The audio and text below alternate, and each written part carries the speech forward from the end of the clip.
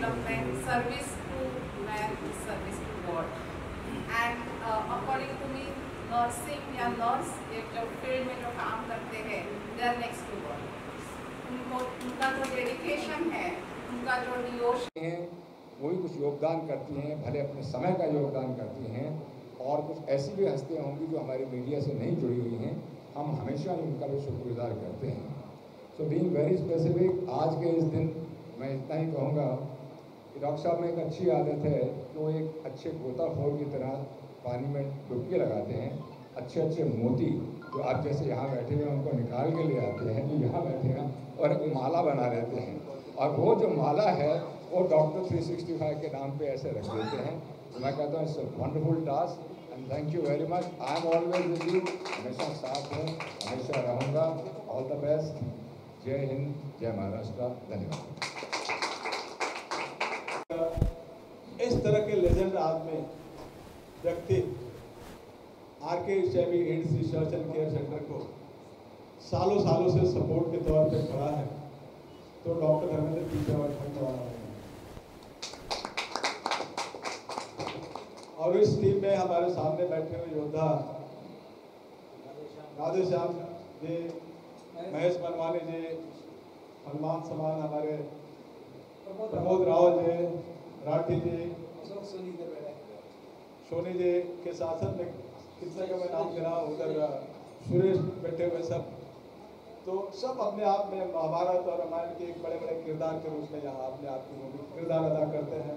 और अभी हम लोगों ने इस जुहू चौपाटी पे सबके रोज से अभी तक हम लोगों ने 2700 से ज़्यादा हेल्थ कैंप करके लोगों को हेल्थ चेकअप करके 2 दिन पहले एक स्वच्छ जुहू बीच बना दिया हम लोगों ने। मैं इस पर ज़्यादा समय नहीं लूँगा और मैं चाहूँगा कि हमारे मुख्य अतिथि संदीप वर्मा जी आशीर्वाद के रूप में जो यहाँ ट्रेनिंग के लिए जो बच्चे आई हैं उनको संबोधित करके और अपना आशीर्वाद देने का काम करें।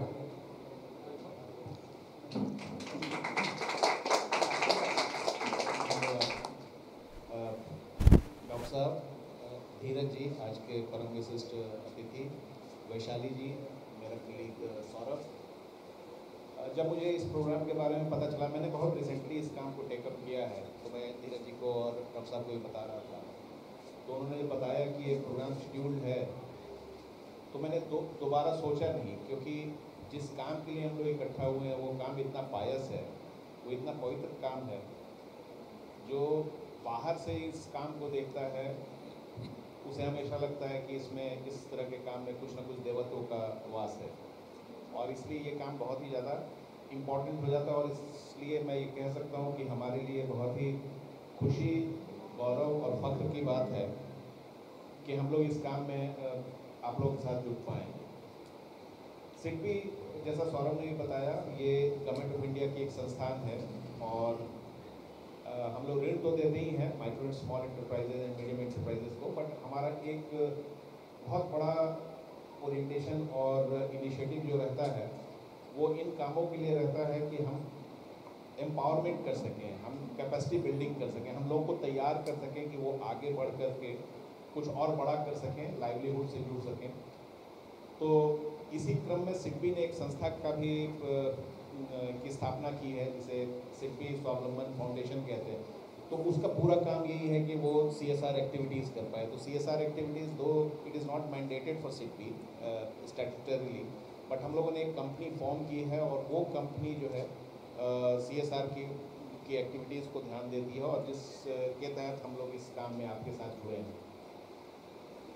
जिस काम के लिए हम लोग जुड़े हैं उसका importance is not hidden. I mean anybody can see that importance, particularly जो कोविड में हम लोगों ने देखा 2020 के बाद, और उसके बाद लगातार कुछ ना कुछ ऐसा होता रहा है कि नर्सिंग, मेडिकेशन, चिकित्सा, इन सारे मामलों में लोगों की आंखें खुली हुई हैं। क्योंकि ऐसा भी होता है कि जब तक हमें कोई झटका न लगे तब तक हम शायद स्थिति की विषमता का आभास भी नहीं हो पाता, उसका अनुभव नहीं कर पाते हैं।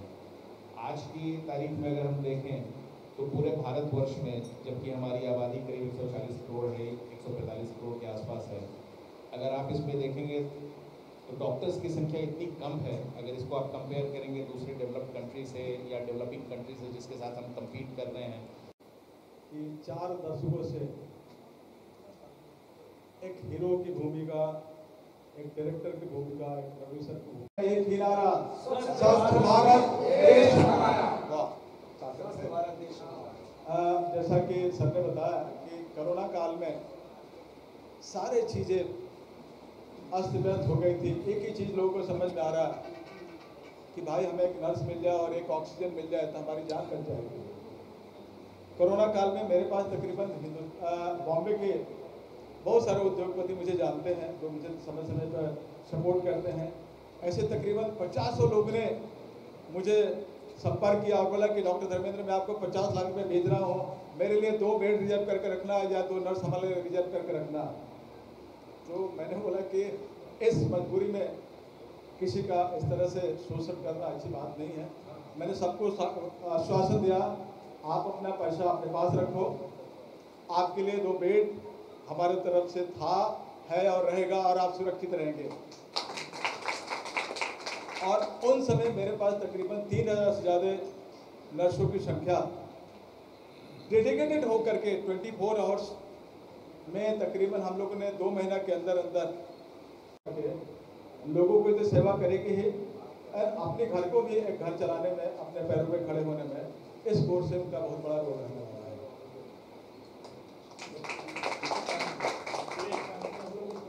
प्रशिक्षण को क्या पात्रता रखी है? प्रशिक्षण को एजुकेशन क्या रखा? हाँ, 10th पास मिनिमम पर वो बताइए सर। एज जो नहीं बताइए। 18 से 35 तक, 18 से 35 साल तक। जो सरकार की जो लिमिटेशन है नौकरी की, अगर कोई 35 के ऊपर वाले उतने देखिए गवर्नमेंट के हिसाब से हमने जो क्राइटेरिया है, क्योंकि 35 के बाद ऐसे भी पढ़ने की शक्ति कम होने लगती है, सीखने की कम होने लगती है, इसलिए अभी तक तो हमने रखा है। अगर इस तरह के कैंडिडेट आते हैं तो उसका भी हम प्रावधान बांटना पड़ता है। पूरा होने के बाद उनको सर्टिफिकेट क्या काम? हाँ, उनको स्किल इंडिया की तरफ से उनको सर्टिफिकेट मिलेगा, जो कि डॉक्टर 365 खुद कैपेसिटी रखता है उनको जॉब देने के लिए। अगर उनको जॉब अगर नहीं मिलता है तो हम खुद उनको एम्प्लॉय करने के लिए हमारी सपोर्ट रहेगी और उसको हम डिप्लॉय कराएंगे।